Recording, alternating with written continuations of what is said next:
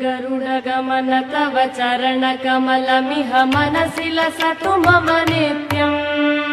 गरुडगमन तव चरणकमलमिह मनसि लसतु मम नित्यम् मनसि लसतु मम नित्यम् मम तापमपा गुरुदेव मम पापमपा गुरुदेव मम तापमपा गुरुदेव मम पापमपा गुरुदेव जलजनयन विधिन मुचिहरण मुख विबुध विनुत पद पद्मा जलजनयन विधिन मुचिहरण मुख विबुध विनुत पद पद्मा विबुध विनुत पद पद्मा